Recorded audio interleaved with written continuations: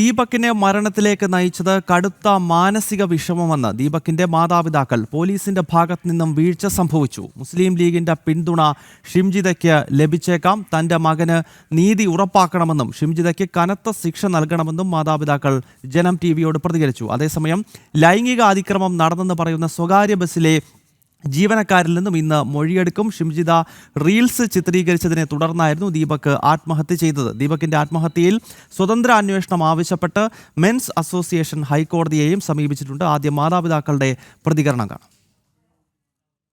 ഏത് കോളിലുണ്ടെങ്കിലും അവളെ പിടിച്ചിട്ട് നല്ല ശിക്ഷ കൊടുത്തിട്ട് അവൾക്ക് ജയിൽ ശിക്ഷ എന്ന് വെച്ചാൽ ആയാലും ജയിലിൽ നിന്ന് വിടാൻ പാടില്ല.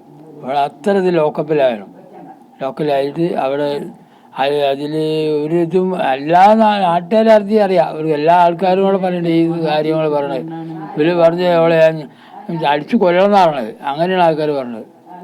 അങ്ങനെ ഒരു ഈ സംഗതി വേറൊരു വ്യക്തിക്ക് ഉണ്ടാവാൻ പാടില്ല.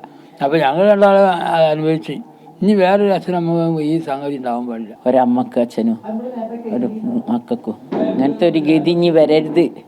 അതാണ് എനിക്ക് ഏറ്റവും പ്രധാനം. ആർക്കും സഹിക്കാൻ കഴിയൂലത്.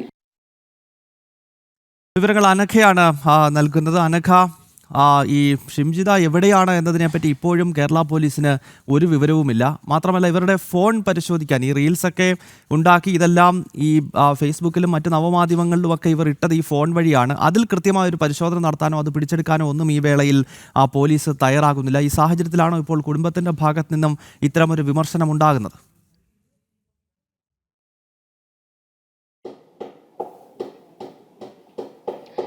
തീർച്ചയായും ഗൗതം, ഈ കേസിൽ ദീപകിന്റെ ആത്മഹത്യയുമായി ബന്ധപ്പെട്ട ഈ കേസിൽ ഏറെ നിർണായകമെന്ന് പറയുന്നത് ഷിംജിതയുടെ കയ്യിലുള്ള ആ ഫോണാണ്. ആ ഫോണിലാണ് ബസ്സിൽ വെച്ച് ഷിംജിത ഈ വീഡിയോ ദൃശ്യങ്ങൾ ചിത്രീകരിച്ചിരിക്കുന്നത്. അതുകൊണ്ട് തന്നെ ഈ കേസിൽ നിർണായകമാകുന്നത് ആ ഫോണാണ്. ആ ഫോൺ കണ്ടെത്തി ശാസ്ത്രീയമായ പരിശോധനയ്ക്ക് വിധേയമാക്കിയാൽ മാത്രമേ ഈ കേസിന്റെ കൃത്യമായിട്ടുള്ള വിവരങ്ങൾ പുറത്തു വരികയുള്ളൂ. അതിന് ഷിംജിതയെ കണ്ടെത്തണം. പക്ഷെ ഷിംജിത ഇപ്പോൾ ഒളിവിലാണ്. ഷിംജിത സംസ്ഥാനം വിട്ടു എന്നുള്ള വാർത്തയാണ് പുറത്തു വന്നുകൊണ്ടിരിക്കുന്നത്. മാത്രമല്ല, ഷിംജിത വിദേശത്തേക്ക് കടക്കാനുള്ളൊരു സാധ്യതയും അന്വേഷണ സംഘം തള്ളിക്കളയുന്നില്ല. ഇത്രയും ദിവസം ആദ്യഘട്ടത്തിൽ ഷിംജിതയ്ക്കടുത്ത് പോലീസ് എത്തിയിരുന്നു. പോലീസ് കാര്യങ്ങൾ ചോദിച്ചറിഞ്ഞിരുന്നു.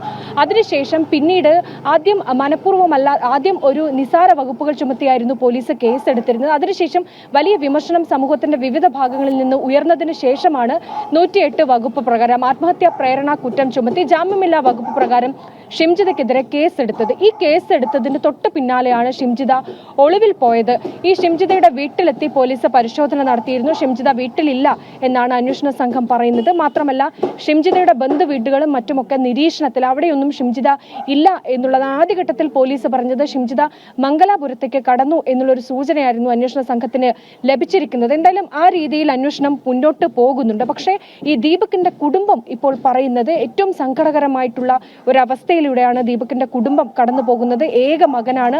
അച്ഛനും അമ്മയും ഇപ്പോഴും അവർ ആ ഷോക്കിൽ നിന്ന് മുക്തരായിട്ടില്ല എന്നുള്ളതാണ്. തങ്ങൾക്ക് വന്നൊരവസ്ഥ ഇനി ഒരു മകനും ഇനി ഒരു വ്യക്തിക്കും ഉണ്ടാവരുത് എന്നുള്ളതാണ്. ഷിംജിതയ്ക്ക് കൃത്യമായിട്ടുള്ള ഒരു ശിക്ഷ വാങ്ങിക്കൊടുക്കണം. അതിൽ പോലീസിന്റെ ഭാഗത്ത് നിന്ന് വീഴ്ച സംഭവിച്ചിട്ടുണ്ട് എന്നുള്ളതാണ്. അതുകൊണ്ടാണ് പോലീസിന് ഇത്ര ദിവസം പിന്നിട്ടിട്ടും ഷിംജിതയെ കണ്ടെത്താൻ സാധിക്കാത്തത് എന്നുള്ളതാണ്. ഉടൻ ഷിംജിതയെ കണ്ടെത്തി തങ്ങളുടെ മകന് നീതി ഉറപ്പാക്കണം എന്നാണ് അമ്മയും അച്ഛനും കണ്ണീരോടെ കരഞ്ഞുകൊണ്ട് പറയുന്നത് എന്നുള്ളതാണ്. എന്തായാലും ആ കണ്ണീർ ഇപ്പോഴും തോർന്നിട്ടില്ല. നമ്മൾ ഈ ദീപകിന്റെ വീടിനോട് ചേർന്ന പരിസരത്താണ് ഉള്ളത്.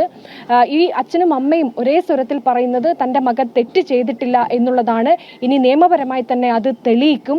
അതിന് ഏറ്റവും ആദ്യം വേണ്ടത് ഈ ഷിംജിതയുടെ കൈവശമുള്ള ആ ഫോൺ കണ്ടെത്തുക എന്നുള്ളതാണ്. അതിനുവേണ്ടി ഷിംജിതയെ കണ്ടെത്തണം. അതിന് അന്വേഷണ സംഘത്തിന്റെ ഭാഗത്തു നിന്ന് ഒരു മെല്ലപ്പോക്കുണ്ട് എന്ന് കുടുംബം പറയുന്നുണ്ട്. മറ്റൊന്ന്, ഈ ഷിംജിത മുസ്ലിം ലീഗിന്റെ പ്രവർത്തകയാണ്. 2 തവണ ഈ മുസ്ലിം ലീഗിന്റെ സ്ഥാനാർത്ഥിയായി നിന്ന് മത്സരിച്ച് വിജയിച്ചിട്ടുണ്ട്. അതുകൊണ്ട് തന്നെ ഈ അച്ഛൻ തന്നെ സൂചിപ്പിച്ചതാണ്, ഏതെങ്കിലും തരത്തിൽ പാർട്ടിയുടെ ഒരു സഹായം ഈ ഷിംജിതയ്ക്ക് കിട്ടാനുള്ള ഒരു സാധ്യതയും ഉണ്ട്. അതുകൊണ്ട് തന്നെ ഈ ഷിംജിത ഈ പ്രതി ഈ കേസിൽ നിന്ന് രക്ഷപ്പെടാനുള്ള ഒരു സാധ്യത ഉണ്ട് എന്ന ആശങ്കയും ഈ ദീപകിന്റെ കുടുംബത്തിന് ഉണ്ട് എന്നുള്ളതാണ്. എന്തായാലും നിലവിൽ ഈ ഷിംജിത ഇപ്പോഴും ഒളിവിലാണ്. അന്വേഷണ സംഘം ഷിംജിതയ്ക്കായി തിരച്ചിൽ നടത്തിക്കൊണ്ടിരിക്കുകയാണ് എന്നുള്ളതാണ്. പോലീസിന്റെ ഭാഗത്ത് നിന്ന് ഒരു വീഴ്ച സംഭവിച്ചിട്ടുണ്ട്. അതുകൊണ്ടാണ് ഇത്ര ദിവസമായിട്ടും ഷിംജിതയ്ക്ക് ഈ രീതിയിൽ ഒളിവിൽ പോകാൻ ഒരു സാഹചര്യം ഒരുക്കി കൊടുക്കുന്നത് എന്നുള്ള കാര്യം കൂടി കുടുംബം ഉന്നയിക്കുന്നുണ്ട്. ഗൗതം.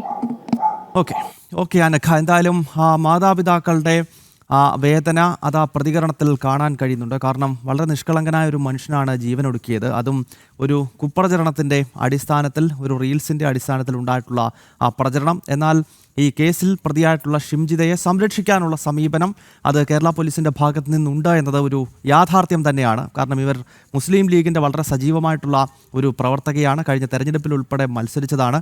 മാത്രമല്ല ആ രീതിയിലുള്ള ബന്ധങ്ങളാകാം ഒരുപക്ഷേ പോലീസിൻ്റെ അന്വേഷണം ഈ നിലയിൽ ഇഴഞ്ഞു നീങ്ങുന്നത്. ഈ ഫോൺ പിടിച്ചെടുക്കാനോ ഈ ഷിംജിത എവിടെയാണെന്ന് കണ്ടെത്താനോ ഒന്നും തന്നെ പോലീസിന് ഇതുവരെ കഴിഞ്ഞിട്ടില്ല എന്ന് പറയുമ്പോൾ അതിൽ ചില ഇടപെടലുകൾ അന്വേഷണത്തിൽ ഉണ്ടാകുന്നു എന്ന് വേണം മനസ്സിലാക്കാൻ. ഈ പശ്ചാത്തലത്തിലാണ് ദീപകിൻ്റെ മാതാപിതാക്കളുടെ ഭാഗത്ത് നിന്നും ഇത്രയും വൈകാരികമായൊരു പ്രതികരണം ഉണ്ടാകുന്നത്. അനഘയാണ് ആ വീട്ടിൽ നിന്നും ചേർന്നത്.